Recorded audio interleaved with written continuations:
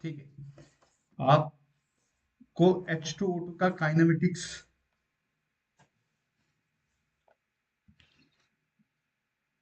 ठीक है, मैं शुरू कर रहा हूँ H2O2 की काइनेटिक्स। और ये क्वेश्चन इंपॉर्टेंट हो जाता है इस बार के लिए जिस तरीके के एग्जाम आ रहे हैं। तो H2O2 की बल गतिकी का अध्ययन हमें करना है। ठीक है, आपको स्क्रीन पे दिख रहा है नहीं दिख रहा है ये आप बताते जाएंगे। तो देखिए, अगर आपको H2O2 की बल गतिकी का अध्ययन करना है तो सबसे पहले तो देखिए H2O2 का डिकम्पोजिशन हमें करना पड़ता है। तो H2O2 का विघटन अगर आप करते हैं, साथ में बताते रहिएगा आवाज ठीक आ रही है कि नहीं। ठीक है, तो H2O2 के अपघटन के लिए या विघटन के लिए आपको करना क्या पड़ता है, H2O2 आपको लेना है और प्लेटिनम कैटलिस्ट की उपस्थिति में, ठीक है, प्लेटिनम कैटलिस्ट की उपस्थिति में, ठीक है, ये टूटता है किसमें, H2 में और H2O में और हाफ O2 में। ठीक है, अब यहां देखिए ये जो विघटन आपका हो रहा है H2O2 का, तो कुछ पॉइंट आपको ध्यान रखने हैं, ज्यादा कुछ नहीं है। कि एक तो ये फर्स्ट ऑर्डर की रिएक्शन है। आपको पहला पॉइंट जो यहाँ लिखना है, ये लिखना है कि H2O2 क्या है। H2O2 का जब अपघटन होता है तो ये प्रथम कोटि की अभिक्रिया है। और ये हमें कैसे पता लगा, ये सब बात करेंगे।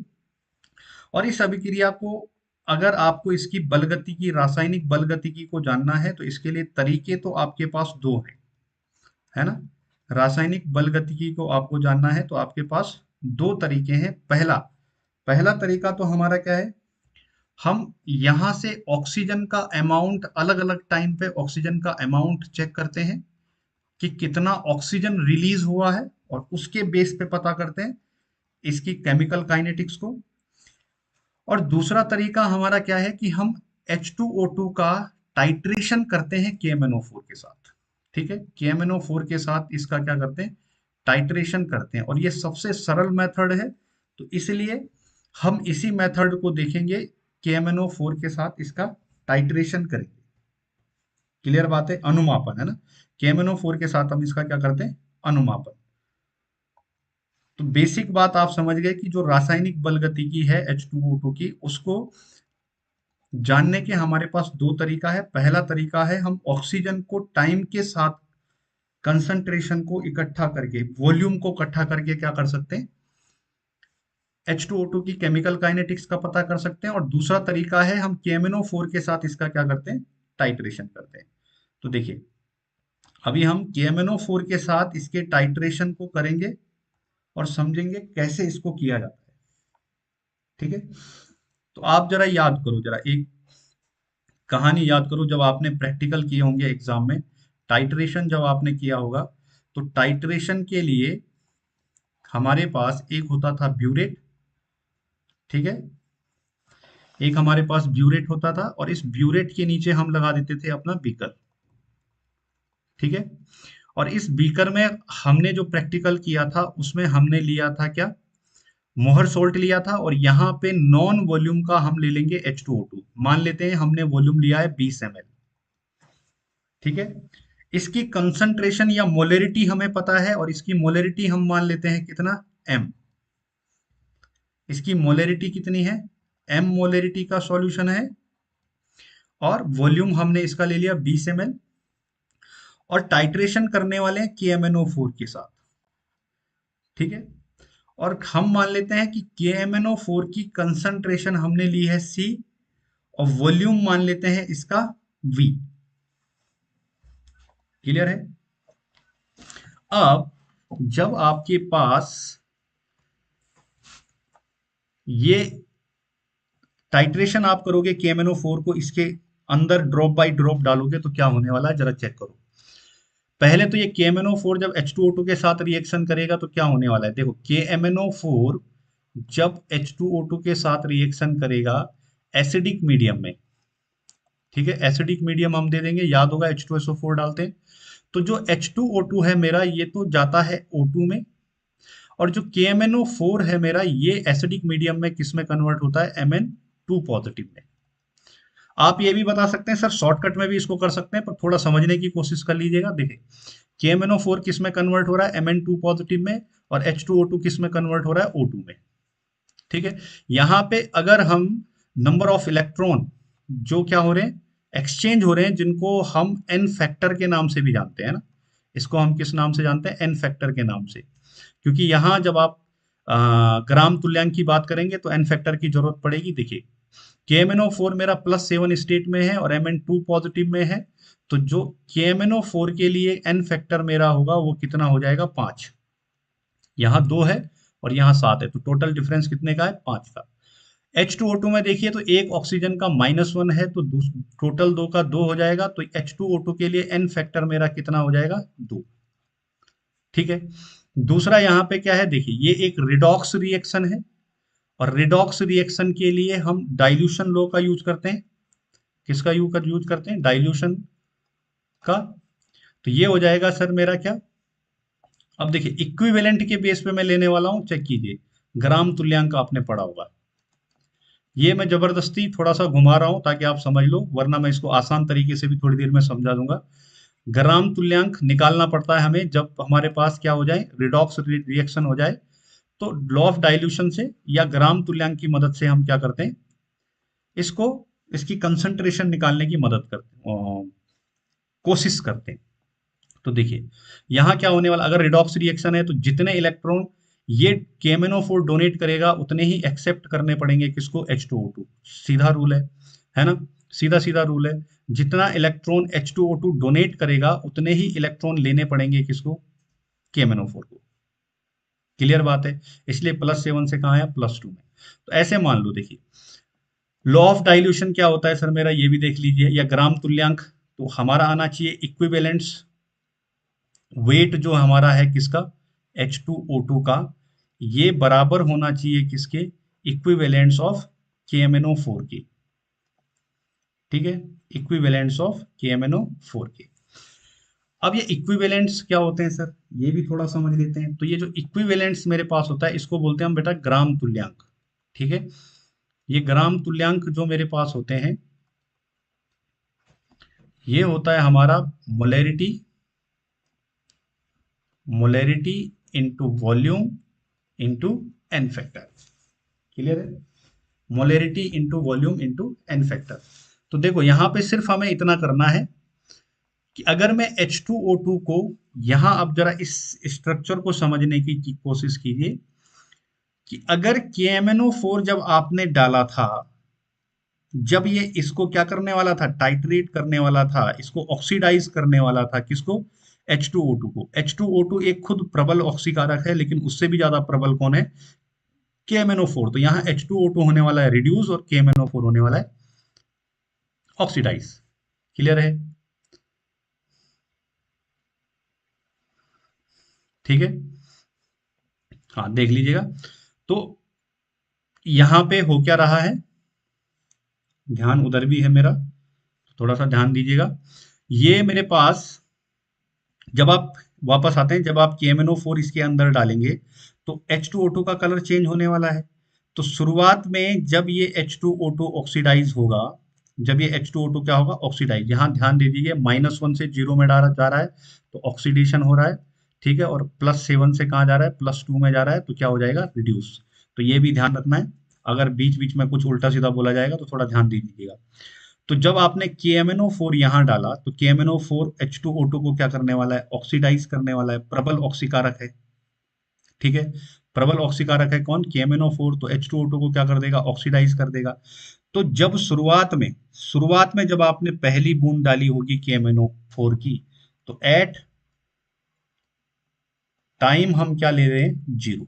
जब शुरुआत हुई होगी ऑक्सीडेशन की, तो टाइम हम कितना ले लेते हैं, 0। 0 टाइम पे जो मेरे पास मेरे H2O2 की मोलैरिटी रही होगी, मैं मान लेता हूं वो मोलैरिटी है A। ठीक है, वो मोलैरिटी मैं कितना मान लेता हूं, A। अब यहां ध्यान देना, यहां पे आपको ध्यान देना है, ये मोलैरिटी मैं मान लेता हूं कितनी, A।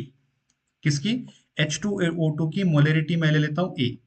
वॉल्यूम की अगर बात करें तो मान लेते हैं हमने 20 ml का वॉल्यूम लिया है, तो वॉल्यूम हमारा कितना रहा 20 ml, और n फैक्टर H2O2 के लिए कितना है 2।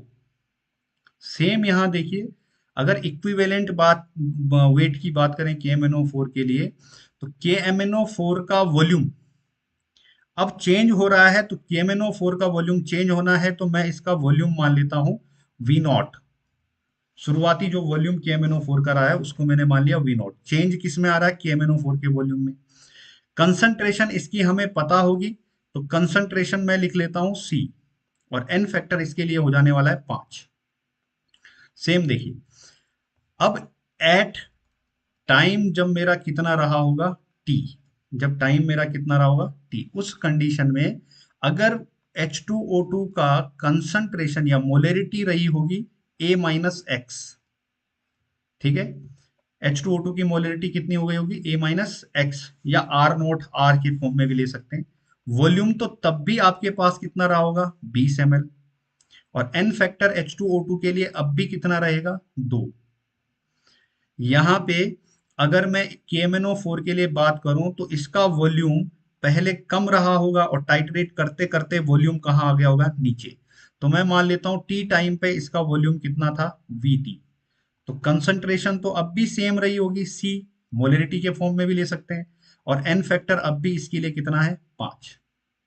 अब इन दोनों इक्वेशन को जरा चेक कीजिए, तो 5 से 5 कैंसिल हो जाएगा, ठीक है, अगर हम T upon T0 upon T करें।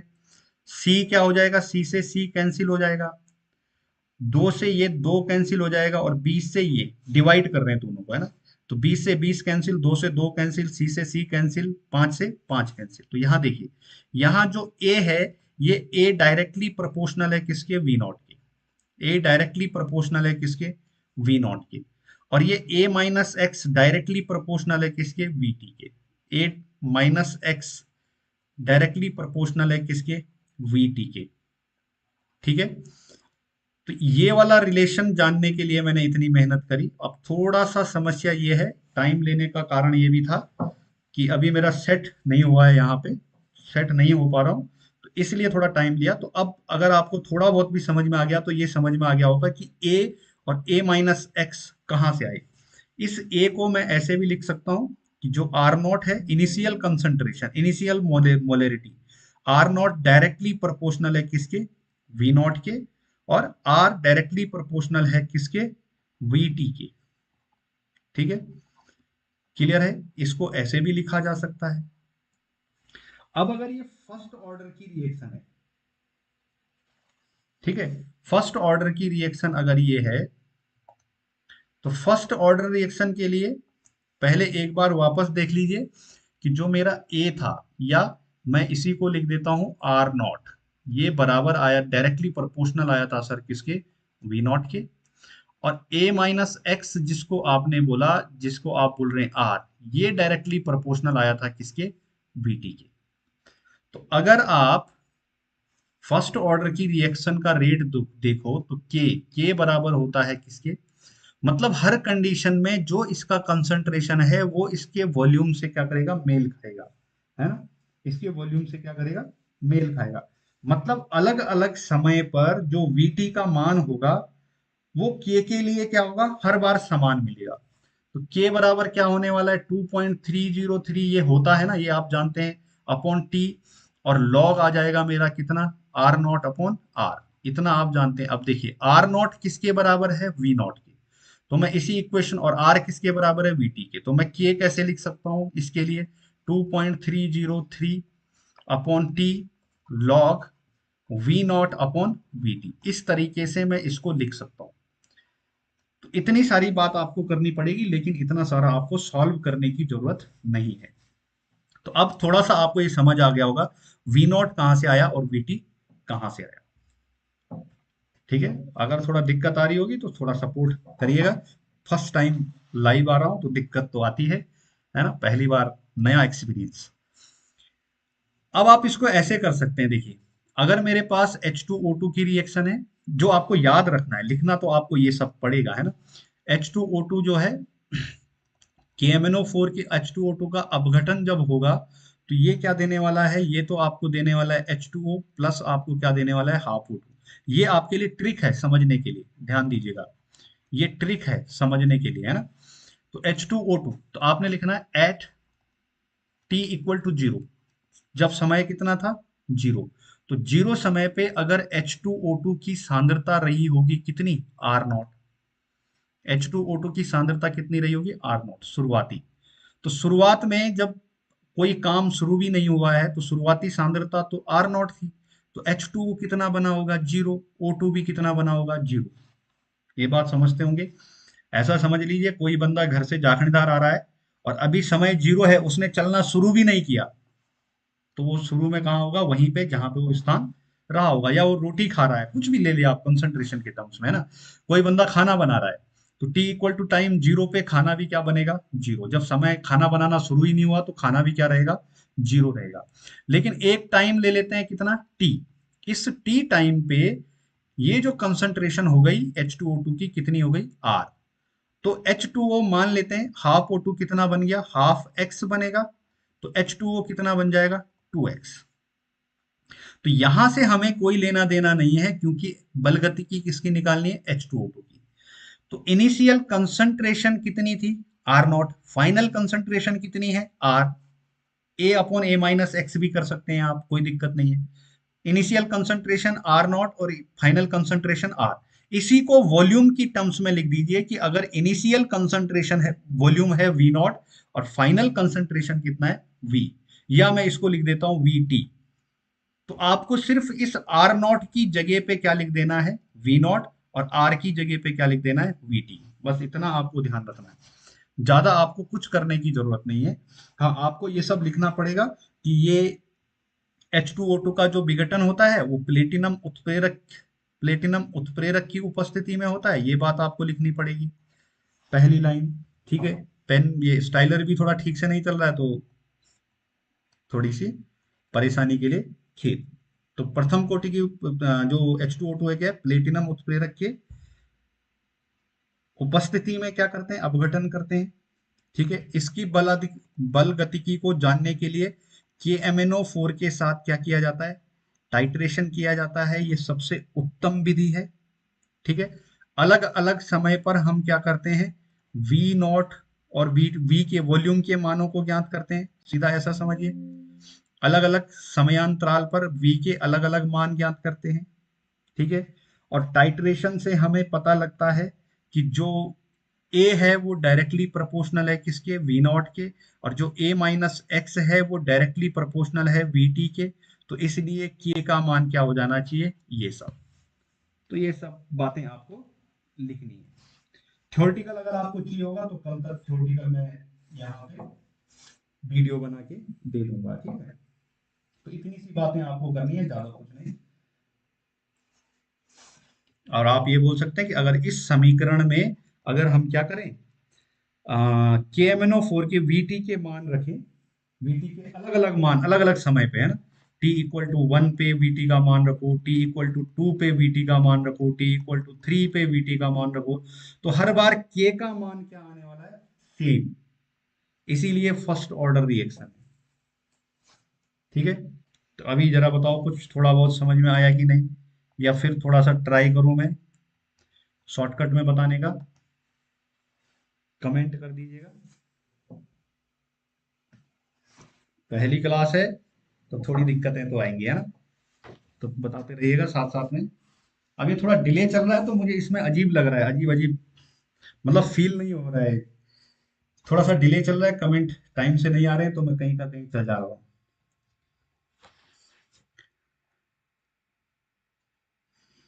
कर पाओगे, कुछ समझ में आया, या बातें क्लियर हो नहीं पा रही हैं।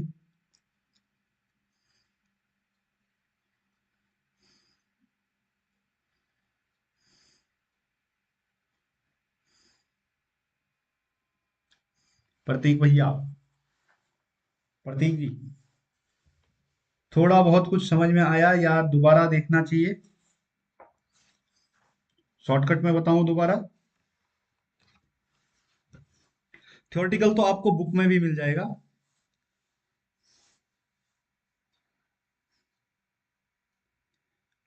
रिपीट करना है तो रिपीट लिखना, ताकि मुझे पता लग जाए कि एक बार दोबारा शॉर्टकट में बताना है। डन, अंशुल का डन। थ्योरेटिकल आप बुक से देख लेना, क्योंकि समस्याएं तो आ ही रही हैं। थोड़ा स्टाइलर ठीक से काम नहीं कर रहा है, शायद हैवी हो रहा है, जो भी समस्याएं होगी। दूसरा कोई क्वेश्चन है तो वो भी बता देना। अंशुल पेटवाल को बात समझ में आई, H2O2 का विघटन कैसे करना है?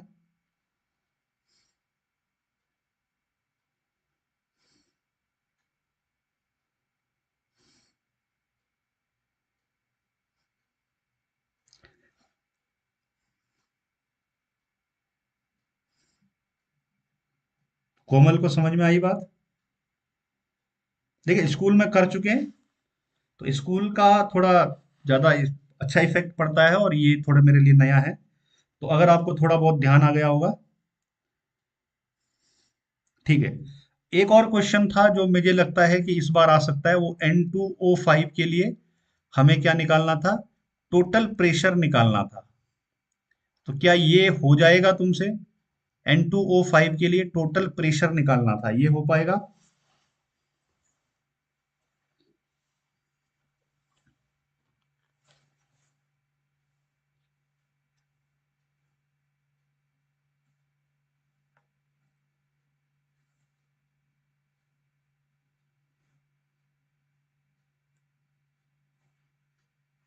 और कोई क्वेश्चन फिर?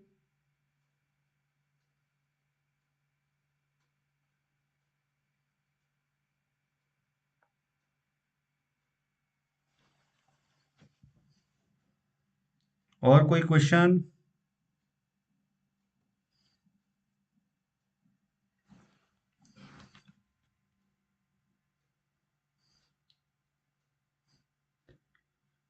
ये जो N2O5 का अपघटन प्रेशर निकालना था, ऐसा कुछ क्वेश्चन था।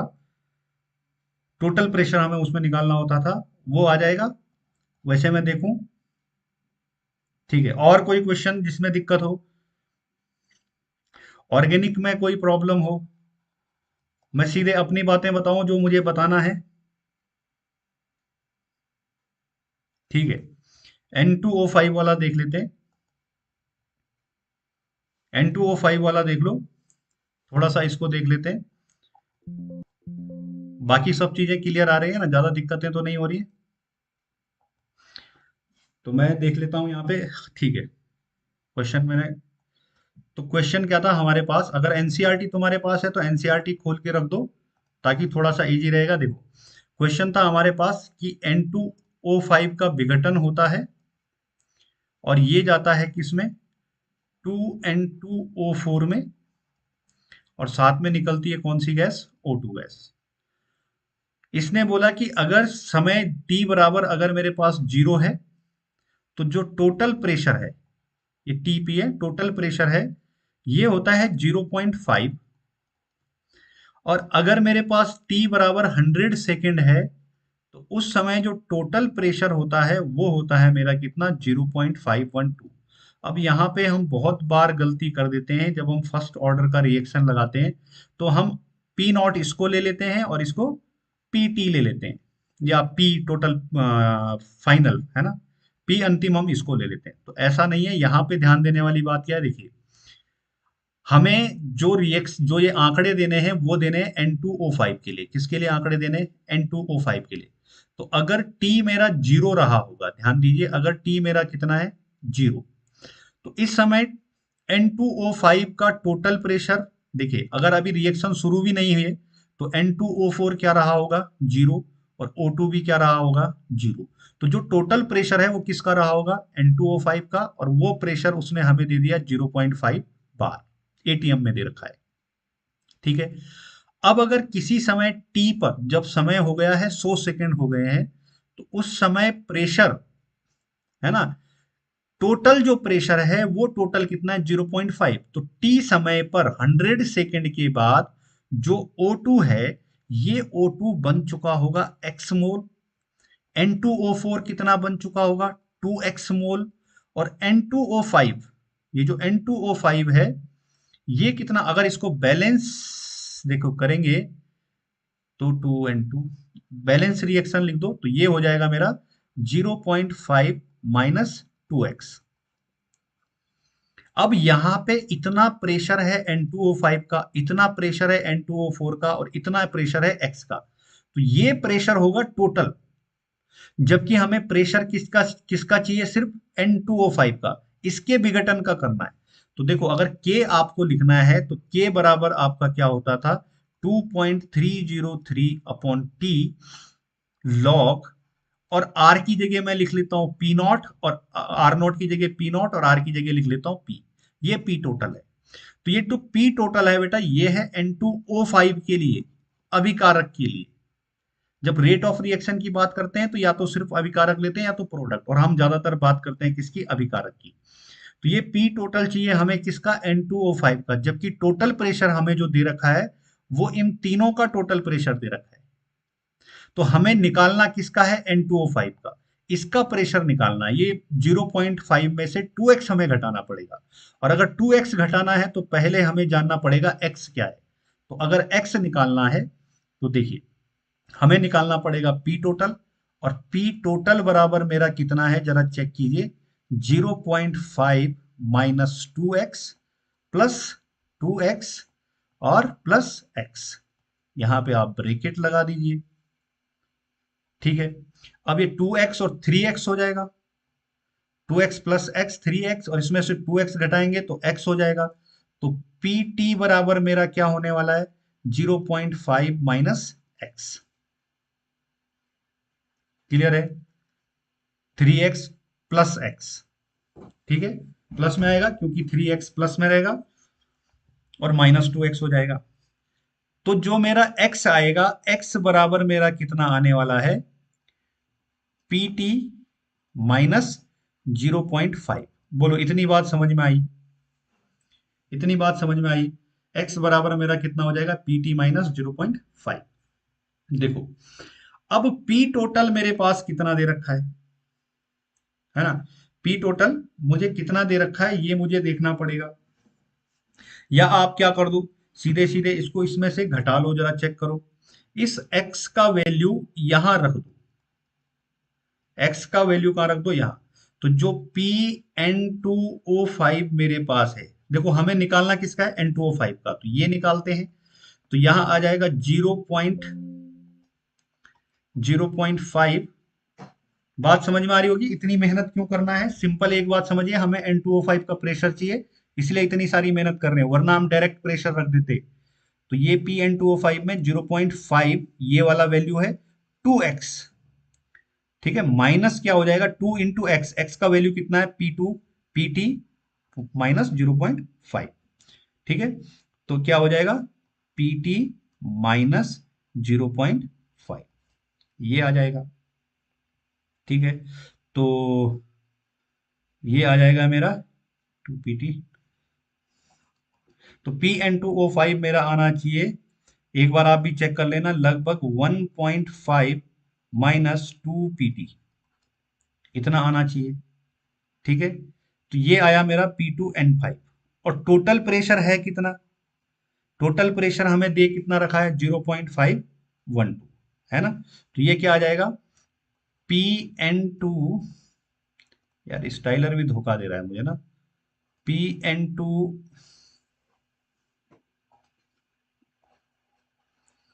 चलो थोड़ा सा आराम, कानों को थोड़ा आराम मिलेगा। तो अगर मैं अपना PN2O5 निकालूं तो ये आना चाहिए मेरा 1.5 माइनस 2 इंटू कितना है, 0.512, 0.512। तो PN2O5, ये तो मुझे आंसर ही याद है, तो ये आना चाहिए 0.476 ATM। ये जो आपको प्रेशर मिला किसका, N2O5 का, ये वाला प्रेशर, ये है आपका फाइनल प्रेशर। अब आपको करना कुछ नहीं है, काम हो गया है आसान। तो आपको लिखना है K, और K बराबर मेरा क्या आ जाएगा, 2.303। समय आपको पता है, समय आपको दे रखा है 100 सेकेंड्स, ये वाला T100 पे, और लॉग इनिशियल प्रेशर कितना है मेरा, 0.5 और फाइनल प्रेशर कितना है मेरा 0.476 और इसको कैलकुलेट कर दीजिएगा आंसर आपको मिल जाएगा। ठीक है। अब लॉगरिथम को कैलकुलेट कैसे करते हैं ये भी जानते होंगे, तो ये सब कहानी आप जानते होंगे। तो इसको करना क्या है, यहाँ पे मुझे लगता है जो आपको समझना है और हर बार आप कंफ्यूज्ड होते हैं, तो यहाँ पे आपको ध्यान देना है जब आप प्रेशर लिखेंगे तो N2O5 का प्रेशर लिखेंगे। ठीक है, यहां से आगे कैलकुलेट कर देना। और कुछ जो मुश्किल हो और समझ नहीं आ रहा हो, और अगर आपको लगता है कि यहाँ पे थोड़ी बहुत मदद मिल रही है तो आप मुझे बता देंगे, या फिर मैं शुरू करूं कि मुझे कौन कौन से क्वेश्चन आपको स्पेशली ध्यान देने चाहिए, किस किस क्वेश्चन को आपको स्पेशल देखना चाहिए, उन क्वेश्चनों की मैं बात कर लेता हूं।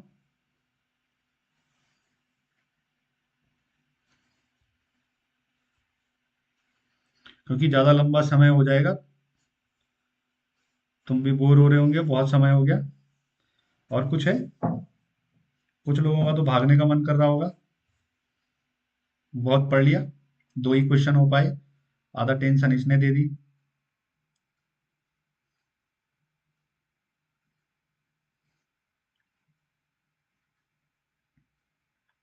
तो अब सीधे इंपॉर्टेंट क्वेश्चनों की बात करूं। चैट बढ़ती घटती दिख नहीं रही है।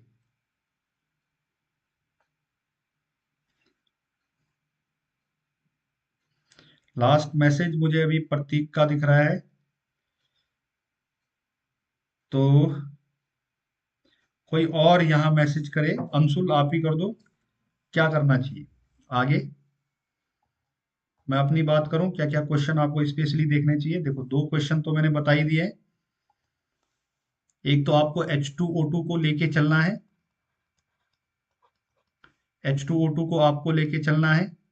दूसरा, H2O2 के साथ साथ जिस तरीके से H2O2 का किया थोड़ा सा चेंज आएगा, एस्टर के लिए भी आप एक बार देख लेना, अगर वो चेंज करता है पैटर्न तो एस्टर के लिए पूछ लेता है, वरना कोई चांस तो नहीं है। देखो, जहां तक मुझे लगता है आपको क्वेश्चन पेपर मिलने वाला है सेम,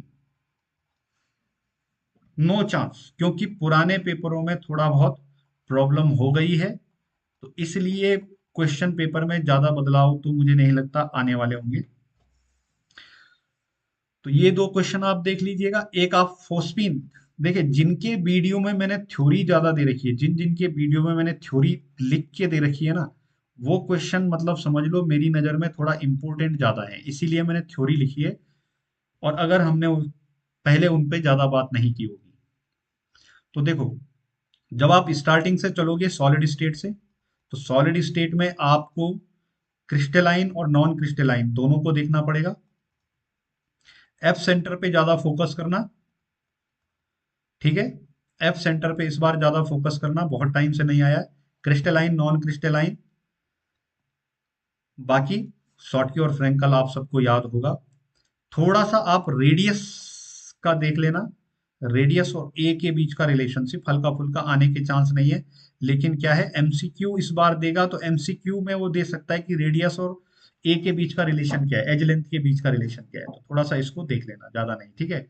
अब आओ मोलेरिटी, मोलेरिटी तो सबके लिए इंपॉर्टेंट, ये तो इस बार जो इस चैप्टर से न्यूमेरिकल आएगा, एक तो आएगा वाष्प दाब पे, जो मेरे को अंदर से फील आता आ रहा है, वाष्प दाब पे आपेक्षिक अवनमन से आएगा, और या तो आएगा किस पे, केबी और केएफ पे, सॉरी टीएफ, टीबी और टी, डेल्टा टीबी और डेल्टा टीएफ बोल दो, या केबी केएफ बोल दो, है ना।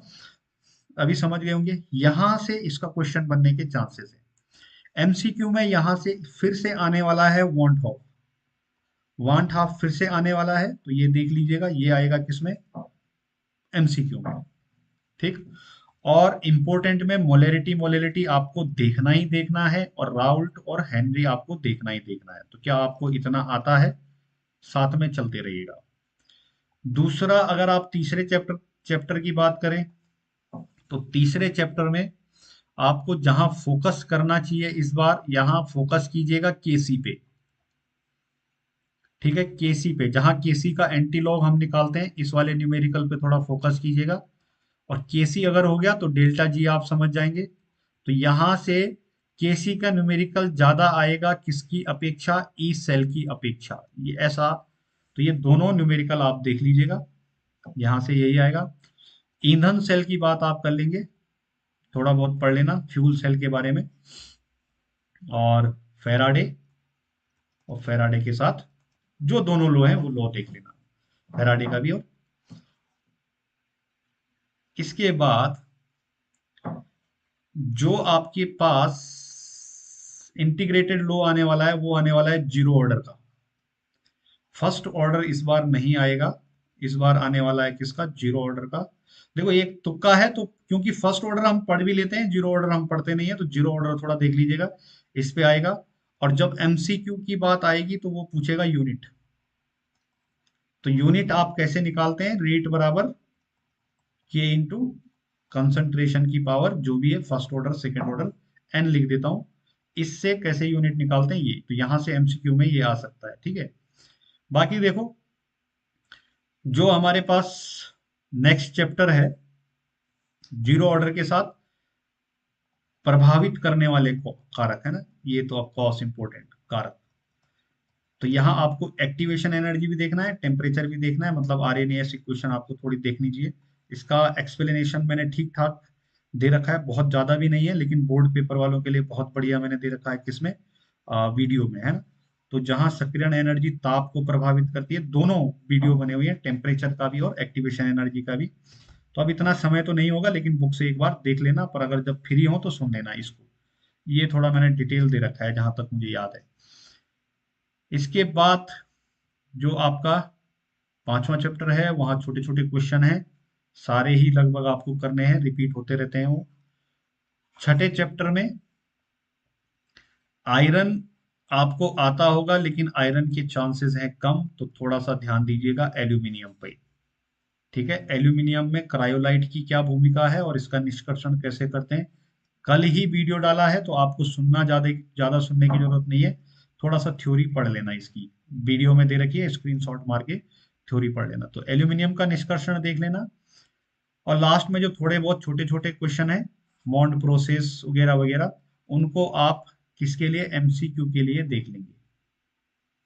मतलब जो बहुत कॉमन क्वेश्चन है वो आपको देखने ही है, लेकिन जो थोड़ा कम क्वेश्चन है, उन जो कम कॉमन है उनको ज्यादा देखना है। पी ब्लॉक में छोटे छोटों की तो कुछ भी बात नहीं की जा सकती। रिएक्शन जो इंपॉर्टेंट है वही देखना, ज्यादा मत देखना। यहाँ मुझे नहीं लगता कि अगर कोई पैटर्न चेंज करेगा तो रिएक्शन में ज्यादा लफड़ा देने वाला है। तो आपको बस हैवर विधि आपको याद रखनी है, और हैवर के साथ संपर्क याद रखनी है, और संपर्क के साथ फॉस्फीन बनाने की विधि आप ध्यान रख लीजिएगा, और साथ में डीकन। ठीक है, तो डीकन थोड़ा बहुत, फॉस्फीन थोड़ा बहुत, हैबर थोड़ा बहुत, संपर्क डीपली, ये आपको संपर्क आने के चांस मेरी तरफ से 90%। ठीक है, वीबीटी आप देख लेना।